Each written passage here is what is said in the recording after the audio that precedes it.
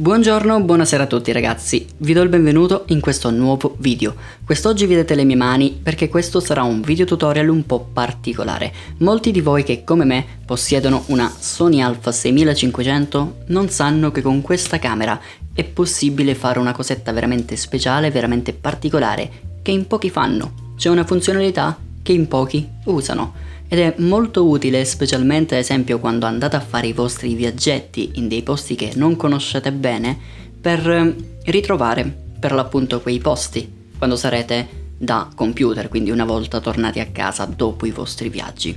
Sto parlando della possibilità, ovviamente, di geotaggare le vostre foto direttamente in camera. Come funziona ciò? La Sony Alpha 6500 non possiede nessun tipo di GPS, ma è provvista di connettività Bluetooth e questo ci permette comunque di geotaggare i nostri scatti e di immagazzinare i nostri dati per quanto riguarda la posizione direttamente negli EXIF, quindi avremo comunque modo di salvare la nostra posizione attuale nel momento in cui andremo a scattare. Come funziona tutto ciò? La Sony Alpha 6500 sfrutterà il Bluetooth per rubare la posizione del nostro smartphone, infatti sfrutteremo anche il nostro smartphone. Questo ovviamente significa che il nostro smartphone consumerà molta più batteria perché dovrà avere la connettività Bluetooth e il GPS sempre attivi per far ciò, ma al contempo significa che la nostra camera non sprecherà troppa batteria perché dovete sapere che il GPS consuma molta più batteria del Bluetooth solitamente. Quindi il fatto che la Sony Alpha 6500 sia sprovvista di GPS ma provvista di Bluetooth e il fatto che possa rubare la posizione del nostro smartphone significa che comunque consumeremo meno batteria di un ipotetico scenario nel quale la Sony Alpha 6500 sarebbe stata provvista di GPS. Quindi per cui comunque io trovo che sia un lato positivo anche se completamente sprovvista di GPS, perché in qualche modo possiamo sempre geotaggare i nostri scatti, andremo a battery drainare il nostro smartphone, ma non è un vero e proprio problema perché comunque i power bank in viaggio li portiamo sempre con noi e cerchiamo sempre di rubare la corrente dai McDonald's e da tutti i vari negozi nei quali andiamo. Lo sappiamo tutte le persone abituate a viaggiare sanno ciò, ma bando alle ciance, andiamo a vedere come si fa a connettere la nostra camera e il nostro smartphone via Bluetooth in modo che lei possa rubare la sua posizione ed immagazzinarlo nei dati EXIF.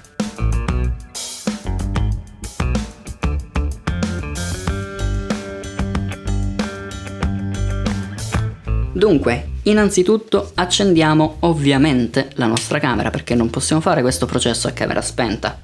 Immagino sia abbastanza normale, no? Sì, l'ho risettata in italiano, perfetto, avevo questo dubbio perché solitamente la uso in inglese. E accendiamo anche il nostro smartphone, eccoci qui. Andiamo quindi sul Play Store e scarichiamo l'app che ci permetterà di fare tutto ciò, l'app di Sony. Quest'app si chiama Imaging Edge Mobile, eccola qui. Installo, magari vi velocizzo il processo di download perché ultimamente la mia connessione dati è veramente estremamente lenta e una volta che avremo scaricato la nostra app, eccola qui, andiamo ad aprirla. A questo punto dovremo accettare i termini e le condizioni d'uso, termini che ovviamente avremo letto precedentemente, no? Ecco qui.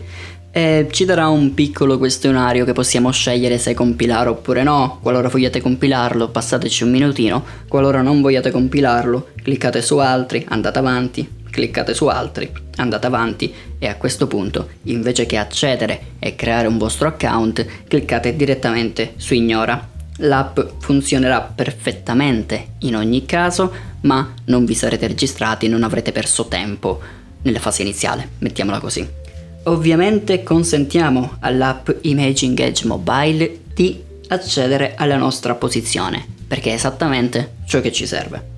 Perfetto. E consentiamo anche all'app di accedere alle foto e ai contenuti multimediali, perché qualora vogliamo inviarci qualche immagine da camera a smartphone direttamente col Bluetooth, questa cosa sarà estremamente utile. Perfetto, siamo arrivati a questo punto. Adesso l'app è un po' scema. In questo momento non ci permette di collegare per bene la nostra camera al nostro smartphone. Quindi, cosa bisogna fare per far capire allo smartphone che la camera esiste in ogni caso?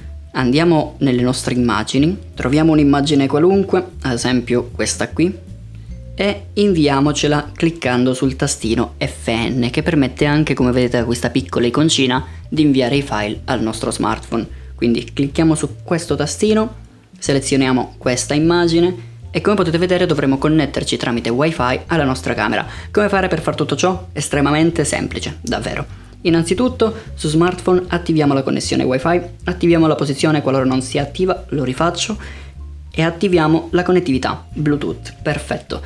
Adesso clicchiamo su collegamento a nuova fotocamera. Clicchiamo su scandire il QR code, perché qui vediamo il QR code del modo più veloce per farle accoppiare. Non mostrare più, ok? Sì, consentiamo a Imaging Edge Mobile di scattare foto e registrare video e ci siamo. A questo punto scansioniamo il codice QR, eccolo qui, e sì, collegarsi con la fotocamera. Connetti.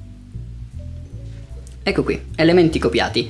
Adesso ci saremo copiati quella fotografia sul nostro smartphone. Eccola qui, è esattamente lei. Ma cosa ancora più importante, sarà comparsa una nuova voce, perché lo smartphone si sarà reso conto che la nostra fotocamera effettivamente esiste.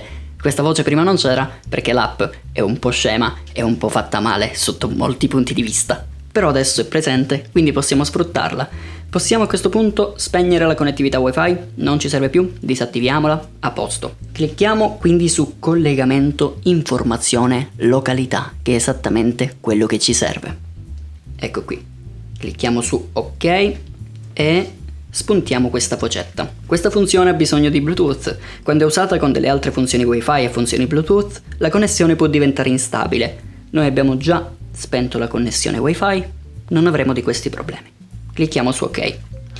A questo punto basterà scegliere su impostare la fotocamera, però ovviamente il nostro smartphone non la troverà finché non imposteremo altre cose estremamente macchinose da Sony Alpha 6500, quindi andiamo a vederle.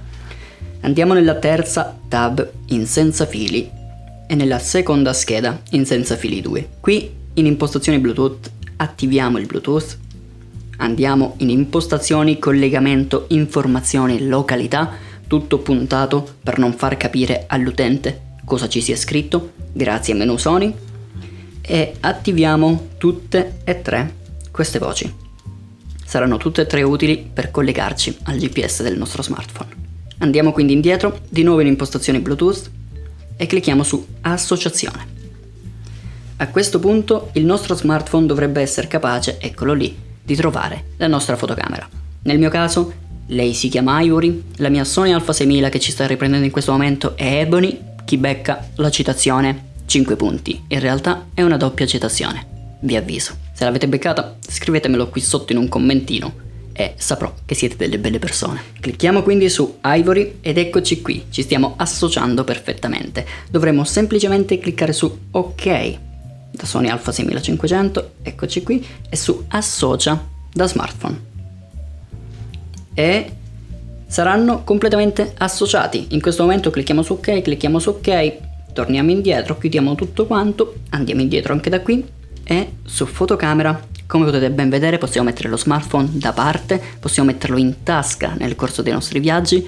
Vi avvicino la fotocamera al centro del frame, magari zoomiamo anche un po' l'inquadratura. Eccoci qui, come potete ben vedere sarà comparsa una nuova icona. Questa qui, l'icona della nostra geolocalizzazione. Adesso ogni scatto che andremo a fare, ogni immagine che andremo a catturare con la Sony Alpha 6500 sarà geotaggata, quindi potremo risalire alla posizione delle fotografie scattate con questa camera quando avremo questo telefono in tasca, semplicemente scattando e poi andando a rivedere le nostre immagini con gli EXIF che presentano anche le informazioni per quanto concerne la posizione direttamente su Lightroom o software analoghi. Quindi questo video si conclude qui. Io spero che vi sia stato utile, spero che vi sia piaciuto. Qualora vi fosse stato utile e qualora vi fosse piaciuto, vi invito a lasciarmi un commentino qui sotto e a scrivermelo in qualche modo. Inoltre sappiate che oltre YouTube ho anche altri social che sono comparsi in questo momento qui in basso, quindi qualora vogliate seguirmi sui miei altri social trovate Instagram e Facebook qui, ma li trovate anche nella descrizione di questo video, in modo che sia tutto ancora più immediato qualora stiate guardando questo video da smartphone. Io vi ringrazio ancora per aver visto questo video fin qui, vi ringrazio per l'attenzione e noi ci vediamo in un prossimo video, sempre sul mio canale, di venerdì o di martedì. Alla prossima gente, bye bye.